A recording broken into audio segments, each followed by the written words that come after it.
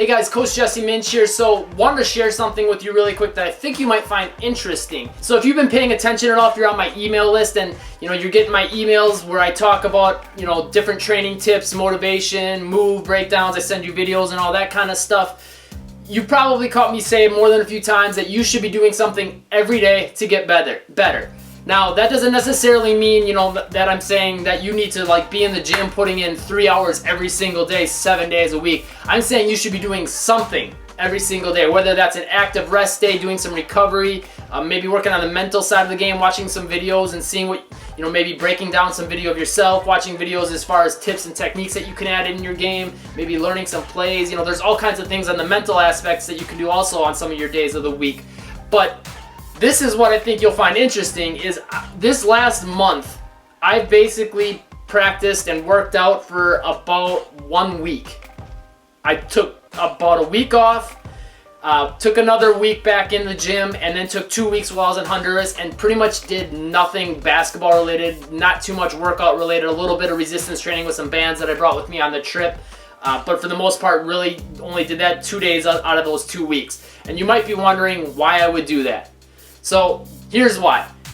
When you're doing a specific sport, especially with me, I do a ton of dribbling, right? Because get handles, I'm doing a lot of dribbling. So you gotta think, if I'm doing all these motions over and over, dribbling, pushing down, shooting, pushing forward, all these motions I'm doing are basically push, push, push, pass. Everything comes down to a push motion for the most part, where I'm really exerting force, pushing down, pushing up, pushing forward, right? So your body starts to get into a mode where you get into these movement patterns and your muscles start developing in a certain way, and after a while it can be really bad, especially now on top of that you take into consideration that I'm doing a lot of work on the computer and I have a bad habit of doing this like a lot of people, where you're on your phone, you're like this.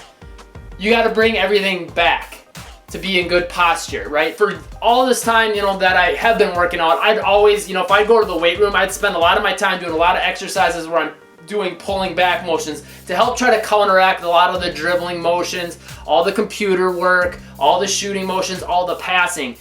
And I had to do that just to keep my upper neck from, being really stiff, really sore, really hurting me, and my upper back as well. And sometimes even my chest and my shoulder blades. So I had to stay on that quite a bit. And it got to the point where I was kind of thinking to myself, maybe it's time for me to just take a little while and take some time off and allow my body to take some time to relax, let the muscles here that are always tense from all the pushing motions, all that getting all tense, and allow myself to really take some time off, do a little bit more, stretching, more kind of active rest pretty much for those 3 weeks out of the month that I took off, and doing a little bit of resistance training, doing some of these pulling motions back just to get everything back, as far as being a little more aligned. So I feel a million times better. This is something that I would recommend if you're like a one sport player, all you do is play basketball, or the sports you're doing, all you're doing is like pushing motions forward, or it might even be pulling motions back, or maybe you play golf and baseball and you're always swinging in one direction. That can cause a lot of, long-term problems for you in your joints, your muscles, causing muscle imbalances, stress fractures in your feet, all kinds of crazy stuff if you're not taking care of your body and taking time to make sure you're doing stretches, strengthening exercises, mobility work to help counteract those motions, okay? So something you want to keep in mind, I found that I feel a million times better since doing this. I would say you should do this.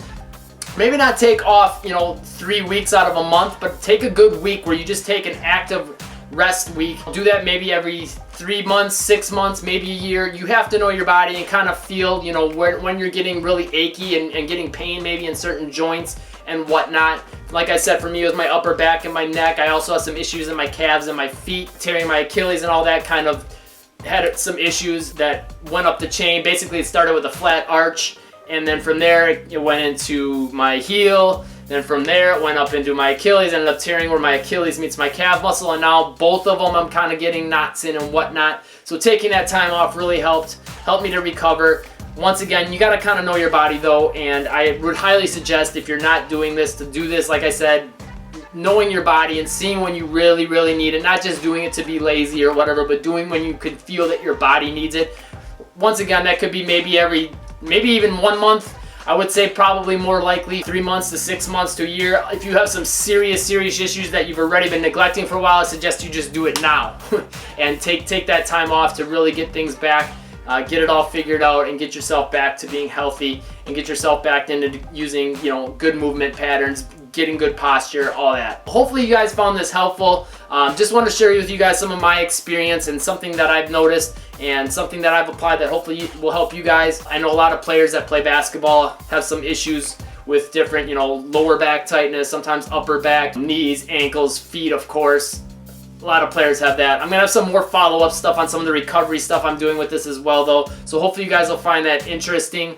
As always, thanks for watching. If you want a full free ball handling workout that actually will help you free up your motion and, you know, making your posture better and making your joints more loose, your muscles more loose before your workouts, make sure you click this link in the top left-hand corner of the screen. It's a full free ball handling workout, professional ball handling workout. It's also a little bit of a warm-up. It's kind of like a mix. Takes you basically from a warm-up into a workout.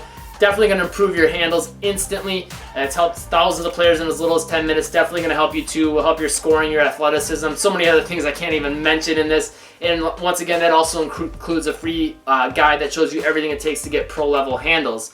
So make sure you grab that. It's free. You just pop in your email and I send it to you instantly. Hit that subscribe button if you haven't yet to catch these newest vlog videos, move breakdowns, drills, you name it. I got a lot of other stuff coming for you guys. And if there's anything you want to see from me from these types of videos, the tutorials, the drills, the move breakdowns, leave it in the comments down below. The things I'm getting the most suggestions are the things I will bring videos for you guys. And if you found this video interesting, make sure you share it with a friend. I'm sure this would definitely help a friend out if they're having some issues with some, you know, injuries. Some maybe they're playing one sport all the time and they're noticing, you know, my tricep always hurts, or my elbow always hurts, or my knee always hurts. Maybe they'll find this video helpful and useful, so make sure you share it with a friend. And as always, hit that like button if you found this video helpful. Thanks for watching. Stay tuned for more. Let's stay on our grind.